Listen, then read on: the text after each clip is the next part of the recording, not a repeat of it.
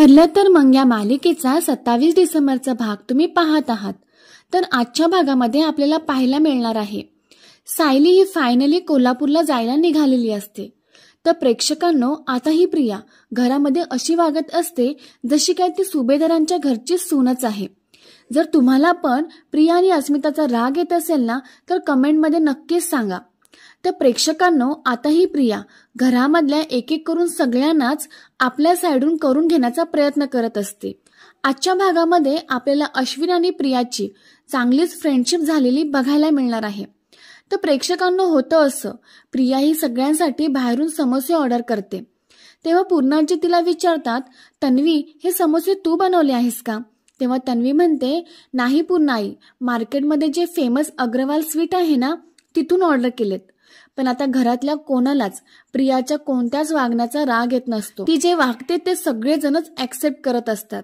प्रियाच्या या बोलण्यावरती पूर्णाजी हसत म्हणतात, बरं बरं. तेवढ्यात तिथे अश्विन येतो आणि अश्विन म्हणतो, आज आपल्या घरात बाहेरून समोसे, जरा रिअरच आहे. अस्मिता आता लगेच म्हणते, अरे तुला नको असतील तर दे इकडे, मी खाते. पण अश्विन तिला म्हणतो, तू तुझ्या प्लेटवरती लक्ष दे, आलीस मोठी माझ्या प्लेटवरती डल्ला मारायला. प्रिया त्यांना म्हणते, अरे तुम्ही भांडू नका प्लीज, एकदा खाऊन तरी बघा तुम्हाला टेस्ट आवडते की नाही. कल्पनाला म्हणते, मामी अगं खाऊन तरी बघ ना. आणि सगळेजणच मग समोसा खायला लागतात. प्रिया म्हणते, आवडला ना? तर कल्पना म्हणते, हो. प्रिया आता लगेच म्हणते, बरं झालं मी बाहेरून समोसे ऑर्डर केले ते, कारण मी जर समोसे केले असते ना तर तुम्हाला कळलंच नसतं तुम्ही समोसा खाताय का ढोकळा खाताय. आणि मग सगळेजणच खूप हसायला लागतात.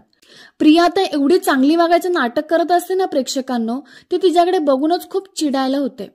तर पूर्णाजी म्हणतात, बरं झालं तू स्वतःच सांगितलं ते. प्रिया म्हणते, कबूल तर करायलाच हवं ना.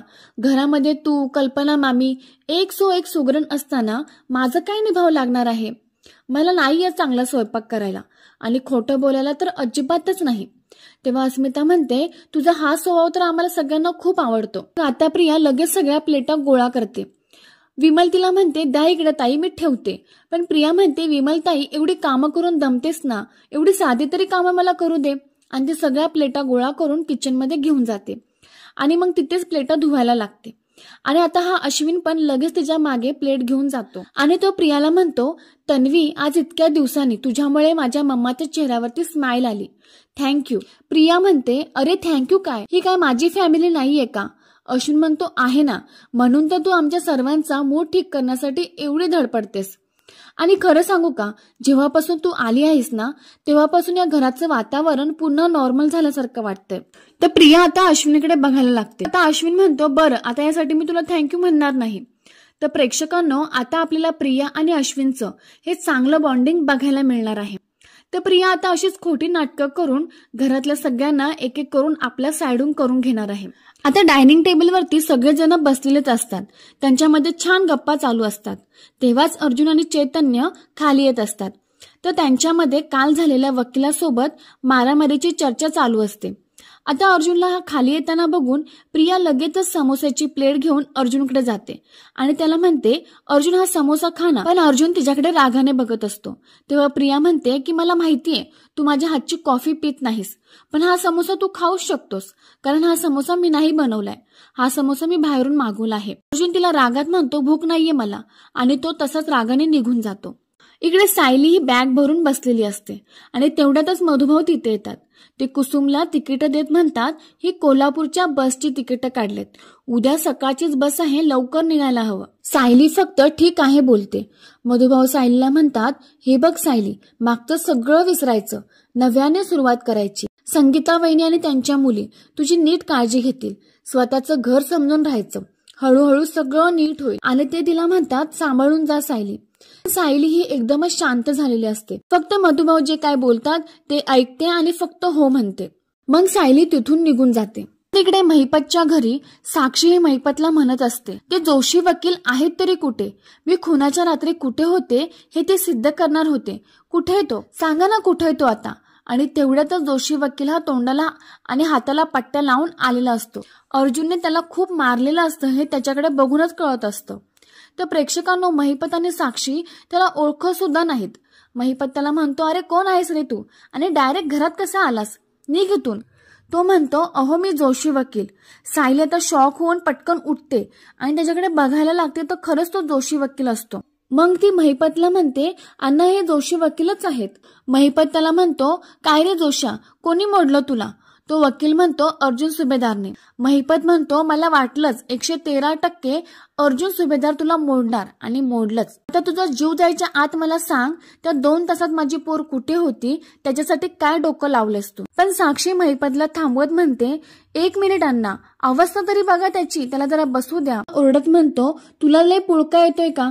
बस खाली. आणि तो तिला खाली बसवतो आणि त्या वकिलाला म्हणतो की तू थोबाड उचकट.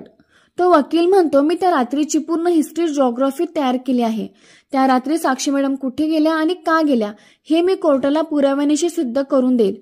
आणि मी माझ्या आधीच्या क्लायंटला सुद्धा हीच युक्ती वापरली होती आणि तो खुनाच्या आरोपातून निर्दोष मुक्त झाला होता. महिपत त्याला म्हणतो, बोलत राहा, खूप गोड वाटतं ऐकायला, बोलत राहतो.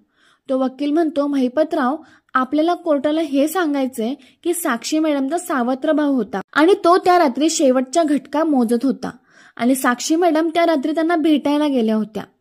वकिलाचं तर हे बोलणं ऐकून महिपत आणि साक्षी आता शॉक होतात.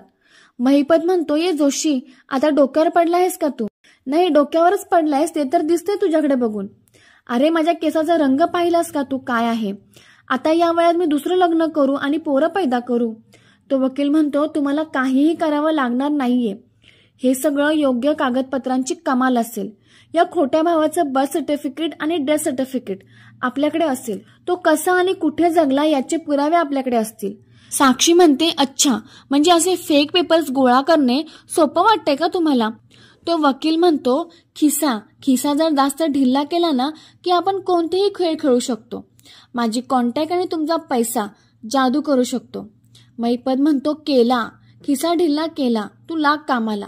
ज्या भावावरती साक्षीचं एवढं प्रेम आहे ना, तो सावत्र भाव मी नाही, तू घाल जन्माला. लाग कामाला लाग. आणि मग तो वकील तिथून निघून जातो. तर प्रेक्षकांना या सिरियलची अशीच पुढची अपडेट बघण्यासाठी व्हिडिओला नक्की लाईक करा आणि चॅनलला सबस्क्राईब करा.